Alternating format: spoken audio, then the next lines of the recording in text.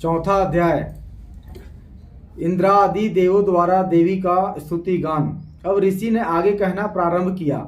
जब दुरात्मा दानव महिषासुर तथा उसकी राक्षसी सेना का ध्वंस देवी के हाथों से हो गया, तब इंद्र आदि देवता भूमि पर मस्तक टेककर देवी दुर्गा की स्तुति करने लगे। हर्षाती रेख के कारण उनके सुंदर अंगों में रोमांच हो रहा था। देवताओं ने कहा, आपका स्वरूप ही सब देवों की शक्ति है। अपनी शक्ति से आपने समस्त विश्व को व्याप्त कर रखा है। आप सभी देवों तथा महर्षियों के द्वारा अत्यंत पूजनीय हैं। हे जगदम्बा, हम सब देवगण संयुक्त रूप से आपको भक्ति पूर्वक प्रणाम करते हैं।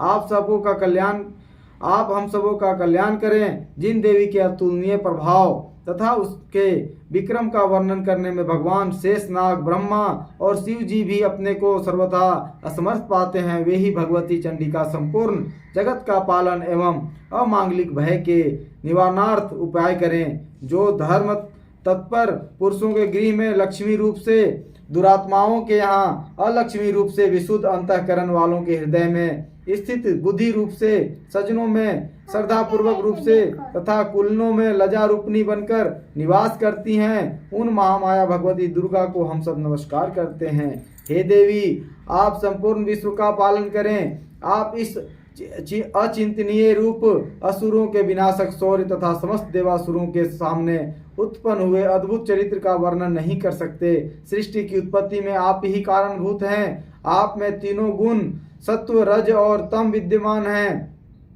तथापि आपका संसर्ग दोषों से नहीं होता है। आपके महत्व को भगवान विष्णु और शिव जी भी नहीं जान सकते। इस चराचर जगत की उत्पत्ति आपके ही अंश से हुई है। आप ही समस्त प्राणियों के लिए आधार स्वरूप हैं। आप ही एकमात्र सबके लिए मूलभूत अव्याकृता प्रकृति हैं। हे देवी, यज्ञाहुतु में जिसके उच्चारण मात्र से सभी देवों की पुष्टि होती है, वह स्वाहा आप ही हैं। इसके अतिरिक्त आप पितरों की भी तृप्तिदायिनी हैं, इसलिए सभी लोग आपको स्वधा के नाम से अभिहित करते हैं। हे देवी, आप ही वह पराविद्या हैं जिससे निर्वाण प्राप्ति, अचिंत्य महाव्रत स्वरूपता, संपूर्ण दोष राहित्यता, जितेंद्रियता एवं तत्व की सारता प्राप्त होती है, तथा जिसकी उपलब्धि के लिए समस्त मुनिजन निरंतर अभ्यासशील रहते हैं। आप ही शब्द स्वरूप अत्यंत निर्मल ऋग्वेद, यजुर्वेद तथा उद्गीत, एक प्रकार का वैदिक गान जो छंद के रूप में गाया जाता है, के मनोहर पाठ से युक्त पद्यबद्ध रूप में सामवेद की आधार हैं। आप ही देवी तीनों वेद एवं छह ऐश्वर्य से युक्त भगवती हैं। सृष्टि की उत्पत्ति एवं पालन के निमित्त आप ही वार्ता, कृषि एवं आजीविका के रूप में प्रादुर्भूत हुई हैं। आप ही इस जगत के महान कष्ट की नाशिका हैं। हे देवी, संपूर्ण शास्त्रों के तत्व ज्ञान की प्राप्ति के लिए आप ही मेधा शक्ति हैं। इस तुस्तर भव सागर के से तरने वाली आप ही नौका रूपनी दुर्गा देवी हैं। आप सदैव ही आसक्ति से रहित हैं। आप ही कैटभ दानव के शत्रु विष्णु भगवान के वक्ष में निवास करने वाली तथा शिव द्वारा आदर प्राप्त गौरी देवी भी हैं। आपके मुखमंडल मधुर हास से पूरित स्वच्छ पूर्ण चंद्रबिंब के समान और उत्तम स्वर्ग की मनोहर आभा से आलोकित है। फिर भी आपके इस अनुरम रूप राशि को देखकर राक्षस महिषासुर ने क्रोधाविष्ट होकर आप पर आक्रमण कर दिया। यह अत्यंत आश्चर्यकारक घटना है। हे देवी, जब वही मुखाकृति क्रोधपूर्ण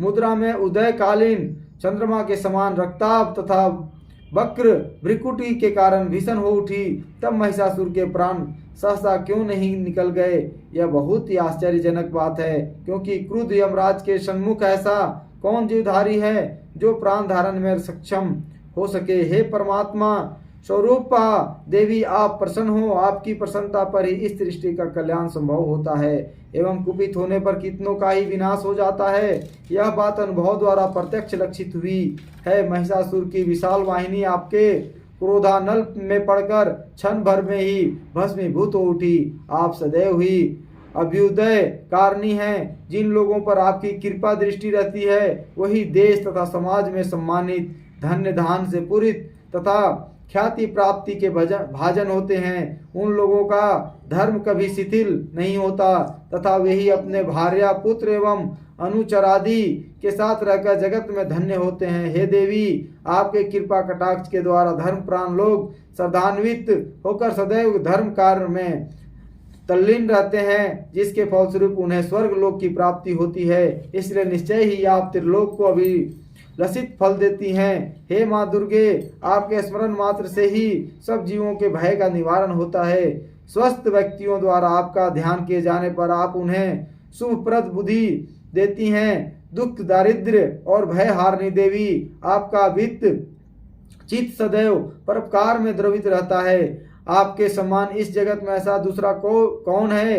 हे देवी, जो दानव नरकगामी बनने के लिए अनंत काल तक दुराचरण करते रहे, उन्हें वध के बहाने स्वर्ग प्राप्ति कराने तथा संसार को सुखी बनाने हेतु ही आप उनका संहार करती हैं। आप अपने शत्रुओं पर शस्त्र क्यों उठाती हैं? आप में अपने दृष्टिपात से ही समस्त दानवों को भस्मसात करने की शक्ति है, फिर भी आप ऐसा न करके युद्ध स्थल में ही उनका वध करती हैं। इस बात में कोई भेद अवश्य ही छिपा हुआ है। वह भेद अनुमानता यही होगा कि वे सब दानव मेरे शस्त्र स्पर्श द्वारा पवित्र होकर स्वर्ग लाभ करें। इस प्रकार उन पापात्माओं के प्रति भी आपके उत्तम विचार रहते हैं। उन राक्षसों की आंखें खड़ग की भयंकर चमचमाहट और त्रिशूल की घनीभूत दीप्ति से चकाचौंध हो जाने पर भी प्रकाश रहित नहीं हुई, क्योंकि वे सब अपने आनंद प्रद मुख चंद्र को निहार रहे थे। हे देवी, आपका शील दुरात्माओं के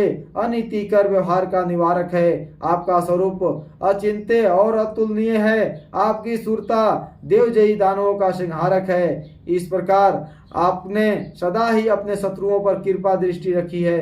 हे वरदात्री देवी, आपके शौर्य की समानता कहीं भी नहीं हो सकती।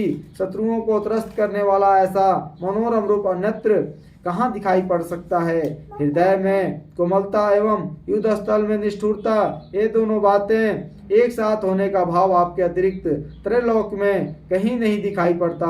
हे जगदम्बे, शत्रुओं का वध करके आपने उन्हें अमरत्व प्रदान कराया है। उन लोगों द्वारा हम सबों को मिलने वाला त्रास भी दूर किया है, इसलिए हम सभी का आपको नमस्कार है।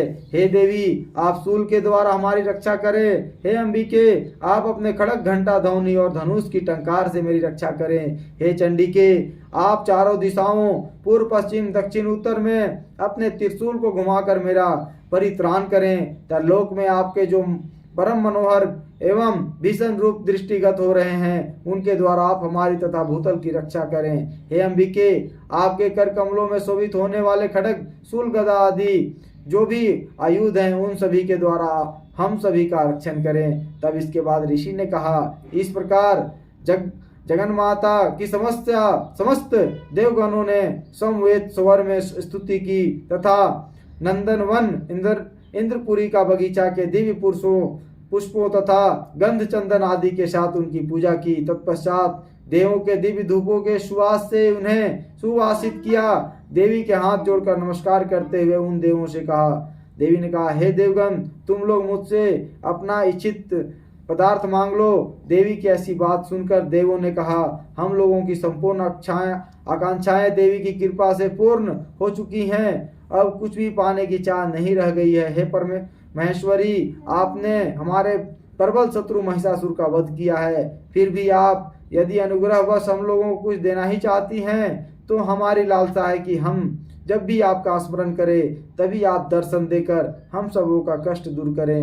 हे प्रसन्न वंदना अंबिके, जो भी कोई इस स्रोतों के द्वारा आपका गुणगान करे, उसे आप धन्य धान एवं स्त्री पुत्र आदि से युक्त करें तथा हम लोगों पर सदा ही प्रसन्नता की दृष्टि रखें। इसके अनंतर ऋषि ने कहा, हे राजन, देवताओं ने अपने तथा विश्व के कल्याण के निमित्त जब भद्रकाली देवी को अस्तवन के द्वारा प्रसन्न किया, तब देवी तथास्तु वैसा ही हो कहकर वहीं अंतर्निहित हो गई। हे राजन, प्राचीन काल से त्रैलोक्य हितैषिणी देवी देवों के शरीरांश से जिस तरह प्रादुर्भूत हुई थी, वह सब वृत्तांत मैंने तुम्हें बतला दिया। तदंतर देवों की हितकारिणी देवी ने जिस तरह गौरी देवी के अंगों से प्रकट होकर दुरात्मा शुंभ एवं निशुंभ दैत्यों का संहार किया, उसका वर्णन अब मैं तुमसे करता हूँ। इस प्रकार चौथा अध्याय समाप्त हुआ। धन्यवाद। फिर मिलेंगे अगले अध्याय में। जय हो।